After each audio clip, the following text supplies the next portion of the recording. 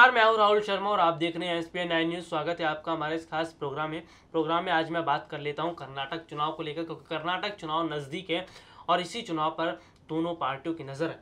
कर्नाटक चुनाव ADR report, सबसे ज़्यादा दागी उम्मीदवारों को बीजेपी ने दिया टिकट। सबसे ज़्यादा जो दागी नेता है उनको बीजेपी ने टिकट दिया है। एक तरफ तो बीजेपी के नेता पीएम मोदी की अगर मैं बात करता हूँ, वो कहते हैं हम भ्रष्टाचार के खिलाफ लड़ रहे हैं, हम कह सकते हैं कि हम भ्रष्टाचारियों को पार्टी में शामिल नहीं करते, तमाम तरह की बातें करते हैं। तो वहीं अपनी पार्टी में दागी नेताओं को शामिल करते हैं, उनको टिकट देते हैं। तो ये नजर आता है कि वाकई में पीएम मोदी बोलते कुछ और हैं और करते कुछ और हैं, और असली चेहरा यहाँ पर पीएम मोदी का नजर भी आ रहा है कि जनता से कितना साफ झूठ पीएम मोदी बोलते हैं। रिपोर्ट्स की तरफ रुख कर लेता हूँ। एसोसिएशन फॉर डेमोक्रेटिक रिफॉर्म्स के एक रिपोर्ट के मुताबिक कर्नाटक विधानसभा चुनाव में पार्टियों ने दागी उम्मीदवारों को जमकर टिकट दिया। बीजेपी इस मामले में टॉप पर है, जबकि दूसरे नंबर पर कांग्रेस है। चुनावी मैदान में उतरे 2560 उम्मीदवारों में से 391 के खिलाफ मामले दर्ज हैं। इनमें 254 ऐसे उम्मीदवार हैं जिनके खिलाफ गंभीर आपराधिक केस है, और ऐसे में इनको टिकट दिया गया है बीजेपी की तरफ से दागी नेताओं को। तो ये नजर आता है कि आखिरकार नेताओं की सच्चाई कहाँ है, क्या है। भाई कांग्रेस की बात करता तो कांग्रेस ने भी दागी नेताओं को टिकट दिया है। इससे साफ पता चलता है कि जो राजनीतिक पार्टी के नेता होते हैं उनका मकसद केवल चुनाव जीतना होता है, ना कि जनता की सेवा करना। आपको मैं बता दूं कि बीते दिनों जन आक्रोश रैली की गई थी। उस दौरान सोनिया गांधी ने जमकर मोदी सरकार को घेरा था, और जिस तरह से कांग्रेस की स्थिति नजर आ रही है उससे बीजेपी की मुश्किलें बढ़ती जा रही हैं। तो किस तरह से सोनिया गांधी ने निशाना साधा था, देखिए ये खास। मोदी जी का बहुत ही पसंदीदा वादा ना खाऊंगा और ना खाने दूंगा का क्या हुआ। उनके राज में भ्रष्टाचार की जड़ें और गहरी हुई। सत्ता हथियाने के लिए मोदी जी ने जितने वादे किए थे वे सब खोखले साबित हुए, झूठे साबित हुए। क्या हमारे कांग्रेस के पूर्वजों ने ऐसा ही देश बनाने के लिए अपना रक्त बहाया था? उन्होंने अपना सब कुछ न्योछावर किया क्योंकि वे एक ऐसा भारत बनाना चाहते थे जिसकी बुनियाद सत्य, प्रेम और अहिंसा पर टिकी थी। लेकिन इन 4 सालों में क्या हुआ हम सबके सामने है। ये देखकर बहुत दुख होता है कि आज के भारत में सत्य, प्रेम और अहिंसा नहीं, असत्य, नफरत, क्रोध और हिंसा का बोलबाला है। तो देखा आपने कि किस तरह से जमकर सोनिया गांधी ने निशाना साधा था। अगर मैं बात कर लेता हूं राहुल गांधी की, तो राहुल गांधी ने भी कोई मौका नहीं छोड़ा है बीजेपी पर निशाना साधने का। कोई भी मौका मिलता है तो वो तुरंत उसको कैच करते हैं और मोदी सरकार को घेरते हैं। इसी तरह से उन्होंने जन आक्रोश रैली के दौरान भी मोदी सरकार को घेरा था। किस तरह से घेरा और क्या कहा, देखिए खास रिपोर्ट। देश प्रधानमंत्री के भाषणों को सुनता है और देश सच्चाई को ढूंढने की कोशिश करता है। देश कहता है प्रधानमंत्री ने आधा घंटा भाषण दिया, चलो बैठकर भाषण में से सच्चाई निकालते हैं। कर्नाटक में चुनाव हो रहा है, मोदी जी आते हैं, प्रदेश के सामने भ्रष्टाचार की बात करते हैं, कहते हैं भ्रष्टाचार के खिलाफ में लड़ाई लड़ना।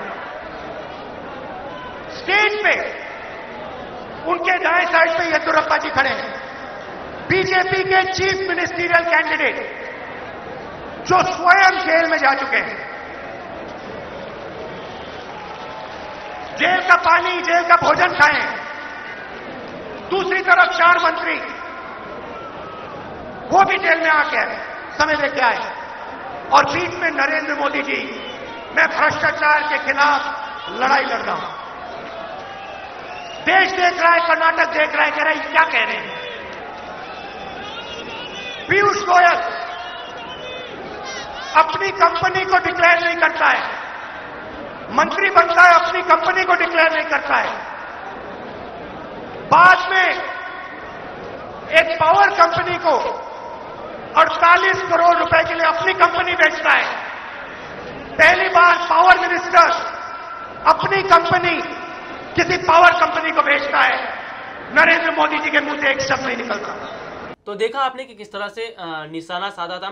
तो वहीं अगर मैं बात करता हूँ पीएम मोदी की, तो पीएम मोदी भी कोई मौका नहीं छोड़ रहे हैं और वो भी पार्टी के प्रचार प्रसार के लिए दिन रात एक करते रहे। और जिस तरह से उन्होंने कांग्रेस पर निशाना साधा और कांग्रेस को आड़े हाथों लिया, क्या कहा रैली के दौरान, अपनी बातचीत के दौरान, देखिए खास। मैं कर्नाटक के नागरिकों का हृदय से आभार व्यक्त करना चाहूंगा पहले तो।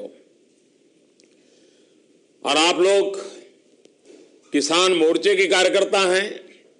आखिर के इन मोर्चों का दायित्व यही होता है कि उस क्षेत्र विशेष में भाजपा की बात, सरकार की बातें पहुंचाना और उस क्षेत्र विशेष के लोगों की कठिनाइयां भाजपा की वरिष्ठ नेतागिरी को पहुंचाना, सरकारों को पहुंचाना।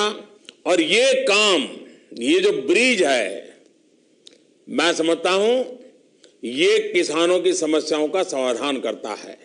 और ये बहुत महत्वपूर्ण भूमिका किसान मोर्चे के कार्यकर्ता के रूप में भाजपा के कार्यकर्ता कर रहे हैं। दूसरा, एक ही क्षेत्र में पूरा समय काम करने से उस क्षेत्र विषय की मास्टरी आ जाती है।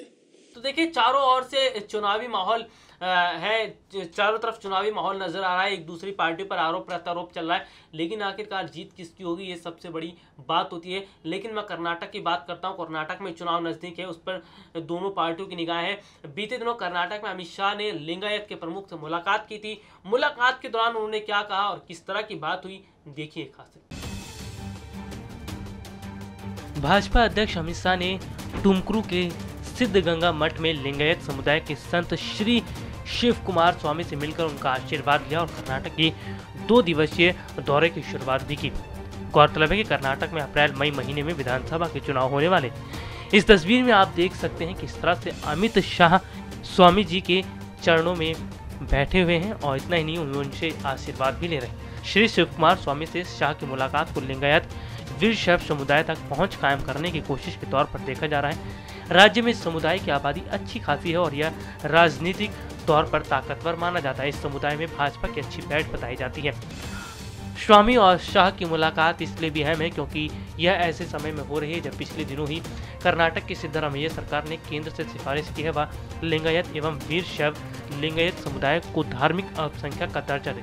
सिद्धरामैया सरकार के इस कदम को लिंगायतों को भाजपा से दूर करने की कोशिश के तौर पर देखा जा रहा है। शाह ने एक ट्वीट में कहा, सिद्धगंगा मठ टुमकुरू के श्री श्री शिव कुमार स्वामी जी से आशीर्वाद लेने का सौभाग्य उन्हें मिला। इस उम्र में भी उनका अथक कार्य प्रेरणादायी है। उनका जीवन एक जीता जागता सबक और हम सब एक मार्गदर्शक है। आपको बता दें कि 2019 में लोकसभा का चुनाव नजदीक है और ऐसे में जिस तरह से अमित शाह ने ये नई तरह की रणनीति अपनाई है, इससे बीजेपी को बहुत बड़ा फायदा होने वाला है।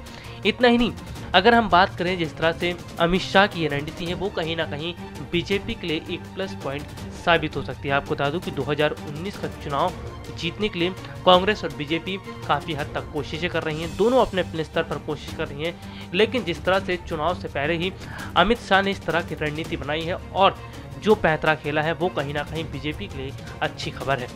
वहीं कर्नाटक में चुनाव होने वाले हैं तो कहीं ना कहीं इस बात की आशंका अब जताई जा रही है कि कर्नाटक में जो चुनाव होने वाले हैं उसमें बीजेपी की जीत हो सकती है, लेकिन ये तो आने वाला वक्त ही बताएगा कि बीजेपी की जीत होगी या नहीं। जिस तरह से अमित शाह ने एक बड़ा दांव चला है उससे कहीं ना कहीं बीजेपी की जीत पक्की हो गई है और इससे बीजेपी को फायदा हुआ है।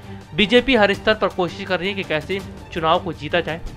दरअसल बीजेपी ने सबक भी लिया है कि यूपी की लोकसभा की 2 सीटों पर फूलपुर और गोरखपुर पर जिस तरह से उन्हें हार मिली है उससे कहीं ना कहीं सबक लेते हुए बीजेपी अब कोई भी गलती नहीं करना चाहती।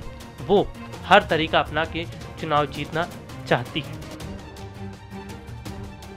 तो देखा आपने चुनाव को ध्यान में रखते हुए किस तरह से नजर आ रहा है कि यहाँ पर चुनावी समीकरण देखने को मिल रहे हैं और चारों तरफ से चुनावी माहौल है, लेकिन आखिरकार जीत किसकी होगी ये सबसे बड़े मायने रखती है। लेकिन जीत तो उसी की होगी जिसे जनता चुनेगी, जिसे जनता वोट करेगी। तो बहरहाल आज के इस प्रोग्राम में इतना ही। अगली बार आपसे दोबारा मुलाकात होगी, तब तक के लिए इजाजत दीजिए।